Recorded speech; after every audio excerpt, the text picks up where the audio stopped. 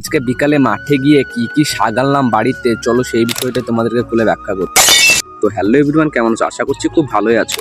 আমার মিস্ত্রিদের ভুঁইয়ে কিছু শাক আছে, সেগুলি তুলে বিক্রি করবে, তাই একা তুলতে পারবে না, এই জন্য আমাকে ডেকেছিল। আর মাঠের ভিউটা দেখতে দেখতে চলে এলাম আমার মিস্ত্রিদের ভুঁইয়ে। আর ওইখানটি আমার মিস্ত্রিদের ভুঁই, তো চলো যাওয়া যাক। তো আসরকার নামাজটা পড়ে হাঁটতে হাঁটতে চলে এলাম আমার মিস্ত্রিদের ভুঁইয়ে, কারণ মিস্ত্রিদের ভুঁইয়ে কিছু শাক তোলার জন্য আমাকে ডাকলো। রোজার মাস, এই জন্য একা তুলতে পারছে না, এই জন্য মিস্ত্রিদের ভুঁইয়ে যাচ্ছি। তো চলো তোমাদেরকে দেখানো যাক কী কী শাক তুলছি। তো চলো। আমাদের বাড়ি থেকে বেশ অনেকটা দূরে ভুঁইটা, তাই আমি হাঁটতে হাঁটতে চলে আসছি ভুঁইয়ের কাছে। আর আমি একটু ক্লান্ত হয়ে গেছি, বেশ অনেকটা রাস্তা। তারপরে ভুঁইয়ে এসে দেখলাম এই ভুঁইয়ে কেউ নেই। পরে ভাবলাম পাশে আরেকটা ভুঁই আছে, সেই ভুঁইটা আছে। তারপরে এসে দেখি এই ভুঁইয়ে তিনজনে মিলে শাক 3 রকমের মারতে লেগে পড়েছে। তারপরে আমি হাতে পাটের শাকটা নিতে দেখলাম এত সুন্দর শাক, কি বলবো।